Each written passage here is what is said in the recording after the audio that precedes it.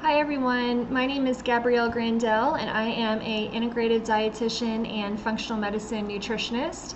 I'm also certified as a national board and functional medicine certified health coach and certified LEAP therapist, which stands for lifestyle, eating, and performance.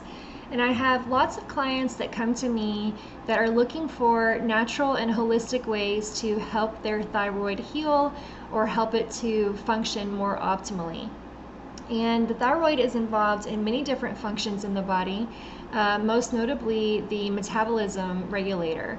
It's very, very important that we keep it healthy and functioning in the way that it was designed. So I wanted to tell you a little bit about how it works and what you can do to make sure that your thyroid is functioning the best that it can. So the thyroid gets a message from the brain, from the pituitary gland, that tells the thyroid to make thyroid stimulating hormone, also known as TSH. And so a couple of things that help the thyroid to function optimally are adequate levels of B vitamins, vitamin C, iodine, and tyrosine, as well as antioxidants. And so we want to make sure that we have adequate levels of those things.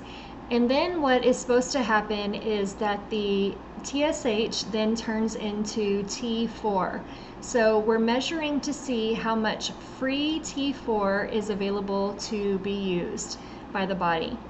And from T4, we need to turn that into T3. So in the blood, we're looking for free T3. How much is free and available to be used? And there are several things that impact the ability to convert 4 to 3. And that is things like zinc and selenium, and things that help improve the receptor site of the cell so that it is more sensitive to that signal. That would be things like vitamin A, again, zinc, and exercise.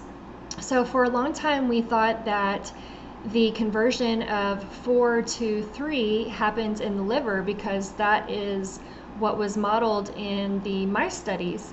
But we've come to learn that more of the conversion of 4 to 3 actually happens in the mitochondria of the muscle cells of humans. So if you're not exercising, it's really challenging for the thyroid to convert the T4 into T3.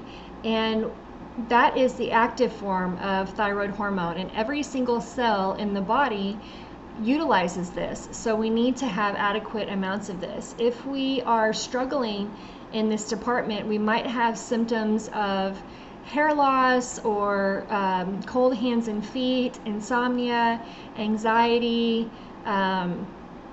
could result in weight gain, weight loss, depending on what's going on. So a lot of different things that can happen if the thyroid is not working in the way that it should.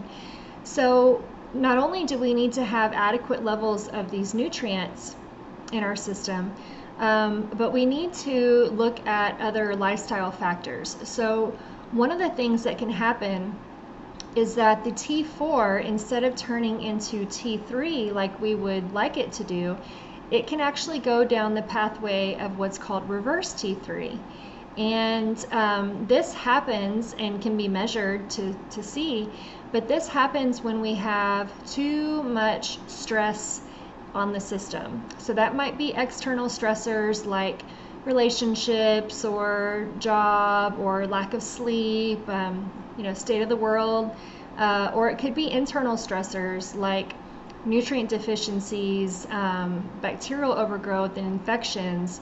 It could actually be not eating enough calories, or it could even be certain medications that are contributing.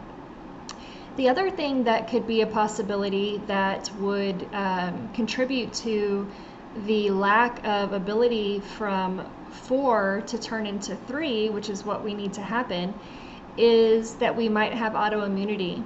So we might have antibodies like TPO antibody, which stands for thyroid peroxidase, or you might have anti-thyroglobulin antibodies. So these are two antibodies that if they get out of control and are too elevated, we see that there is autoimmunity on the thyroid itself, and that will contribute to the ability of the thyroid to convert 4 to 3. So it will result in a lack of free T3, which again is the active form of the hormone that we need.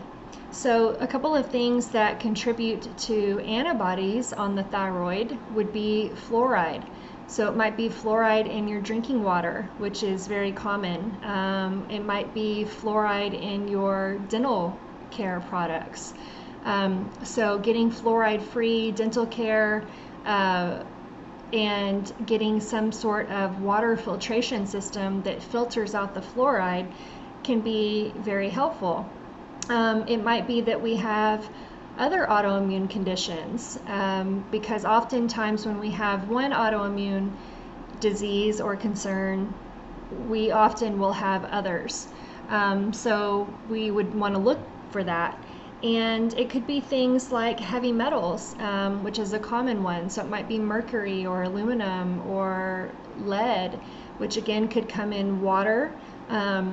Unfortunately, it can come in certain foods because it's sometimes prominent in the soils of food, or it could be through having silver fillings in your mouth, or even taking vaccines which have mercury and aluminum as adjuvants.